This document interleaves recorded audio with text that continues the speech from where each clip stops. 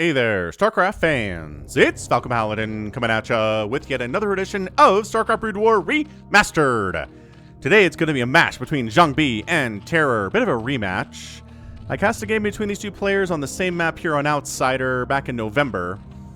I'm not going to tell you who won, but it was a pretty darn good PvZ. Topside we have an orange Zerg player, it is Terror. And on the left side, a yellow Protoss, it is Jangbi. Alrighty then, so two excellent players here. Jangbi is one of the few players I've had requested to be cast on my channel. So there have been definitely people in the past who've left you comments saying, I want you to cast this player if you can find any of his replays. A bit hard to do. Some of his replays are from the older era where they're broken, but some are from the new one where they're not broken. So this is probably going to be an older Jangbi versus a younger Terror, if I had to guess the relative ages of these two players in this match. But anyway, Terror doing his traditional 450 spammy APM here to start the game. On the other side, Jangbi closer to 300 or so. But again, Protoss is generally a slower APM race anyway, and there's no reason to really spam APM this early in the game other than just for warming up your fingers for later on in the match when you do need it. There we go. So overpooling it. Yeah, overpooling it here is Terror, just middle of the road. Pool first is aggressive. Hatch first is economic. Overpool's like you just want to play a regular game of StarCraft. On the other side, ooh, 2-gate opening here. Is this something Jangbi's done before? He does like getting that Zealot pressure out against Zerg players. Even if they don't get greedy and go for the hatch first, a couple Zealots showing up, and then a couple more Zealots showing up, and then a couple more Zealots showing up can kill you. We've seen Bisu do that. In one of the Cheese compilations, I think he just sent Zealots 2 at a time to the Zerg base for about 7 minutes and just won. That was it. Good scouting the right direction here too. That's really nice. Although on a 3-player map, even scouting the absence of Zerg in this position would tell you what you need to know. You're going 2-gate. You're sending Zealots across the map anyway. It doesn't matter. Jangbi recognizes it's not a hatch first play, so there are going to be some Lings out.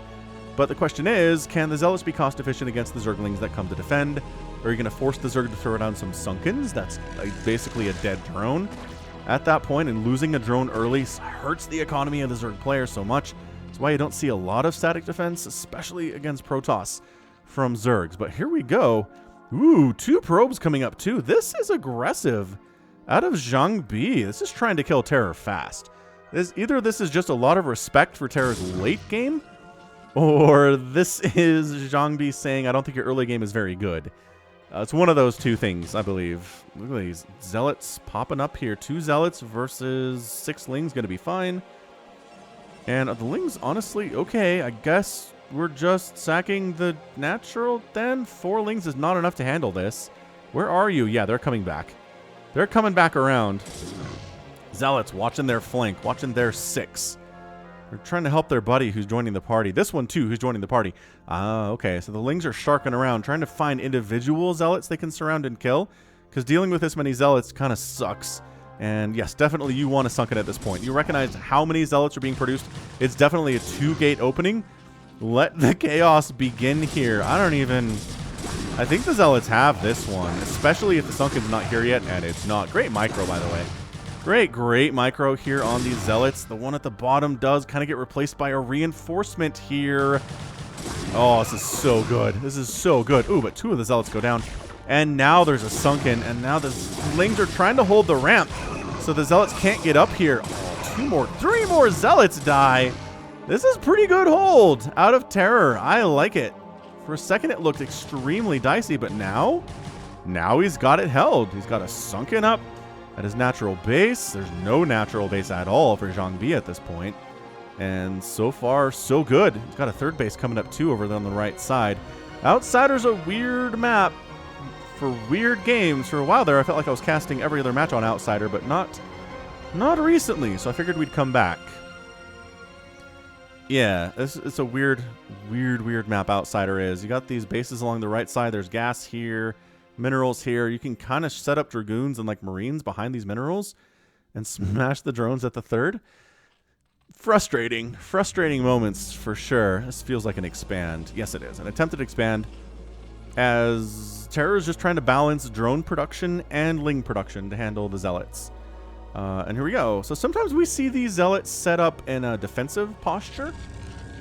back home, and sometimes we see them in a containing posture at the Zerg base. I wonder what, I guess it's just what you feel like you need, you know? Spire coming in here from Terror 2. I love that. I mean, if you can get Mutas out before Corsairs exist, I think you just win the game. This might just be him trying to get Mutas out, trying to squeeze them out in between the drones, in between the Sunkens, in between the Zergling production, don't ya know?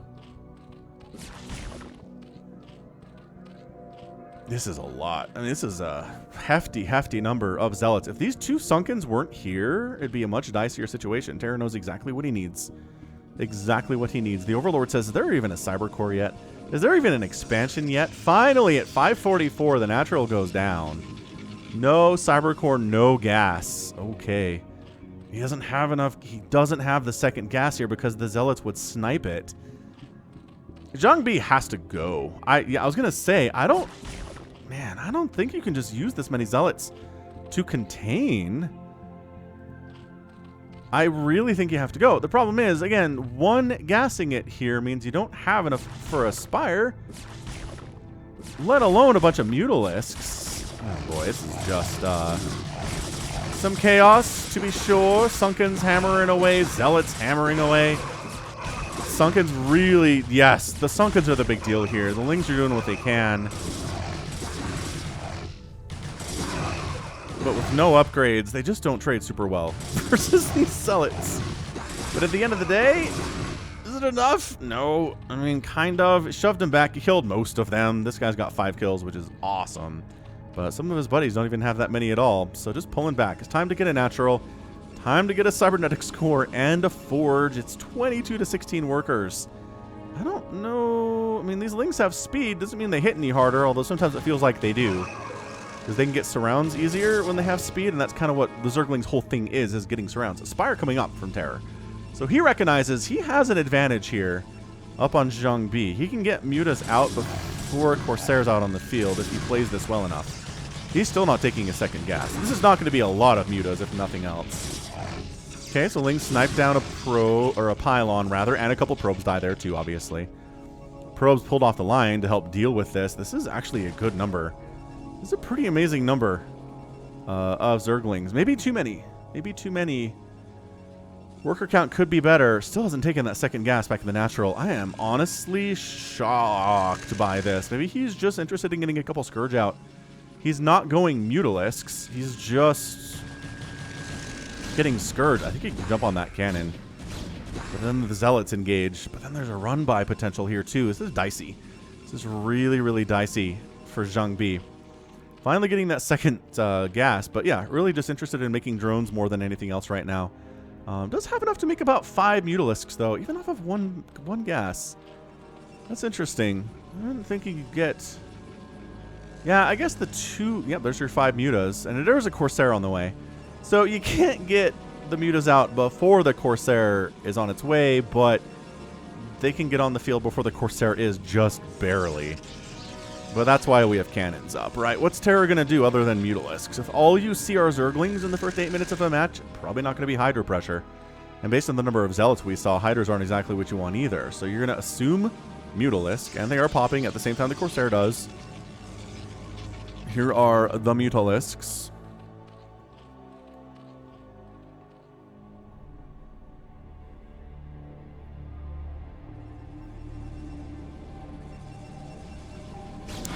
And now we've got Dragoons out. So Dragoon Cannon going to be just fine. Dragoon Cannon Corsair, honestly going to be just fine here. The Mutas, no. They're going to try to get some stuff done, but nope, they're not. Oh, he's making 3 more. I just... Jangbi has it figured out, man. He's still making Corsairs. He's still making Dragoons. He's getting Singularity Charge for the Dragoons. I know you're on 3 bases, which is great. I know you're at 29 workers to 28 workers. You have a worker advantage on the Protoss, which is fantastic. And you're going to start pulling ahead here in overall supply now that you're about 35 drones. But Mutalisks, I don't think, are the answer today. He's stopped, I guess. He has enough gas to make more, but he's not. Yeah, I just... Engaging here with these Corsairs is never anything you want.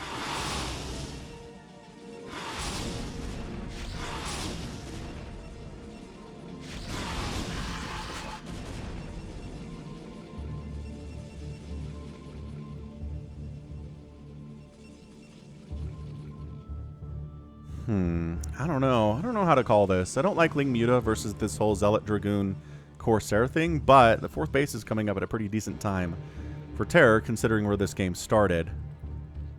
There's just so many Mutalisks. I mean, all things considered, 7 is a lot of commitment to Mutalisk, man. And I mean, they're finding little bits of damage here. They are, but it's not enough to pay for them is the problem. I don't like it at all, really. I mean, sure, we're working on Hydralisks with speed, but upgrades are on the way from the Zealots, and a 3rd base is coming up. Maybe for Jangbi right here. Thinking about it, maybe yes, maybe no. Muta's trying to get some damage done. They could actually, you know, the best thing they could do is hit this. Which, do they have vision on that? No, there's an Overlord in position to see this, but somehow doesn't see any of it at all. Which, Mutalisk is so close to having vision on that. Corsair's chasing our Mutalisks away. It's just the Corsair is a direct response to the existence of Mutalisks in Brood War. That's it. StarCraft 1, every matchup was mass Mutalisk from Zerg. There was not a lot that anyone could do about it. Of course, that era only existed for about 6 months, and then Brood War came out, but Brood War brought the Corsair, brought the Medic, brought the Goliath range upgrade, brought Devourers, which, okay, that's not actually an answer to Mutalisks, but ZVZ, whatever, apparently. But yeah, basically anything that you got, oh, brought Valkyries too. Anything that you got, these DTs aren't necessarily a Mutalisk answer, but especially for Terran, they were like, here's all these answers to Mutalisks. Enjoy them, use them well. And Terrans have, for the most part, I gotta say. So it's 92 to 85 supply. Terror is starting to swing ahead in overall supply here. I'm liking it. I like it a lot, in fact.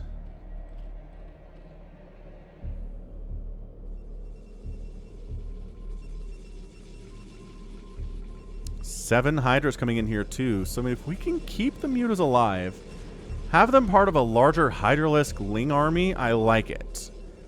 Mutas engaging on their own, I don't like it at all. Do you have vision on this now, or are you just now checking to see if this exists way after your ability to do anything about it?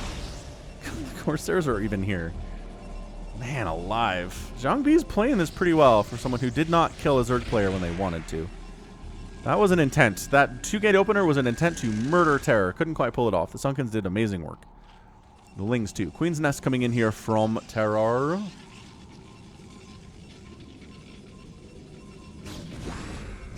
Yeah. Here we go. Do you have any splash damage? I'm realizing I've neglected splash damage a little bit.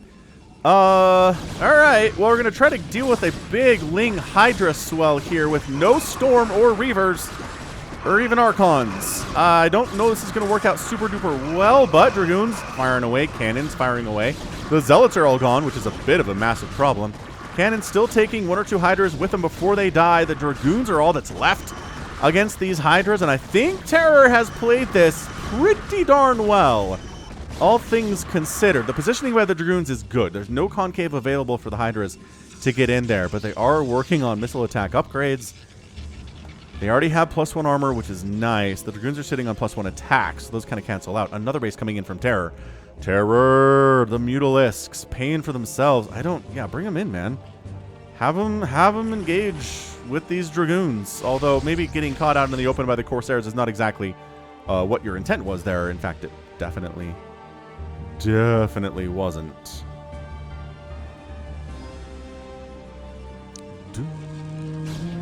Ah, is this drops? It is drops! Oh, goodness gracious. Hydra Mutalisk drop at the 3rd base. I don't know. I don't know if you can catch up or keep up, Jangbi. You cannot keep up economically on 2 base versus a 4, almost a 5 basing Zerg player. 108 to 90 total supply. The Dragoons are not a great answer versus this Hydra Muta thing. Together anyway. The Hydra is trying to engage. The Corsairs are murdering Overlords, trying to supply block Terror, which they're close to being able to do, but not quite. Nice little bits of micro here. Muta's darting on in. Oh my gosh. Getting that shuttle would be so good. There's a Reaver in there. Unload the Reaver. Okay, they unloaded the Reaver. The mutas all die to the Corsairs. The Reaver stays alive, but it doesn't have its shuttle buddy, which is a problem, and this is going for the throat. This is Terror going for the jugular. And that's going to be it, man. That is all she wrote, I think. It's just one Reaver alone not really going to be enough. One DT, even undetected. Undetected DTs are great. Okay, couple DTs with Dragoon pressure. With the Reaver showing up, maybe. Not a lot of probes died there either. But it's just the production tab is telling you everything that you need to know right now. Storm's on the way. Yeah, but it's not here yet.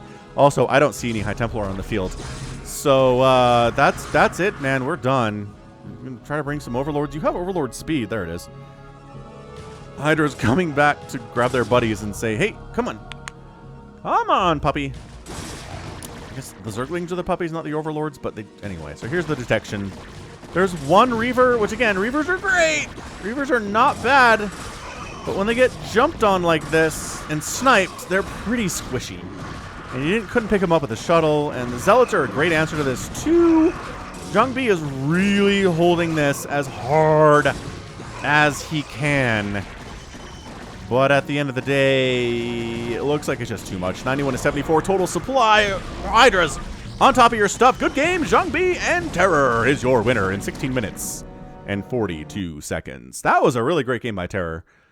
He walked that line so well, making enough drones so his economy is great, expanding to a third base so his economy was great, making enough Zerglings to defend against the 2-gate with the 2 Sunkens, getting his lair up fast, getting his spire up fast, taking a 4th base, taking a 5th base, eventually figuring out this 3rd base existed for Jangbi, and finally killing it. Why are these minerals missing from this vision? That's very strange. I guess if you don't see them, they don't exist. Fair enough. Fair enough. Yeah, and then just moving into Mass Hydra with 1-1, with range, with speed, with some Ling support, and just completely going to town here. Sniping that shuttle was pretty good too. I'm not sure it was the difference, but and then Jangbi just kind of skipping splash until it was too late for him to recognize that the Hydra tech switching counterattack was coming. So great job, man. Really great game from Terror, getting the win. We don't get a lot of ZVP wins, but today we did. Zerg players rejoice. 84,000 points there for Terror, 80,000 for Jangbi. Outproduced by a 3-to-1 ratio. That's a lot of ratio. Terror ended up killing at about a 2-to-1, maybe a little bit more. The ratios do not favor the Protoss there. Structures raised, no Zerg buildings died, 15 Protoss buildings died. That's going to be a huge freaking deal. Gas mined more by about 7,000 for Terror, more by 4,000 on the minerals mined, and outspent by 6,000, which in a 16-minute game is pretty great. So not a super long macro match today, but I had a 47-minute game that I posted on Wednesday, or Tuesday, so go back and watch that one. If you need something that's long, this is a good one. It started fast. I like that a lot, and we're going to end this thing now. So that's going to be it for me. This has been Falcon Paladin coming at you with yet another edition of StarCraft Brood War Remastered. Go ahead, hit that like button, hit that subscribe if you like what you saw and what you heard today. You can also catch me on Twitter, Facebook, Patreon, and Twitch, all at /Falcon Paladin. And until next time, as always, thank you so much for watching, and you take care of yourself.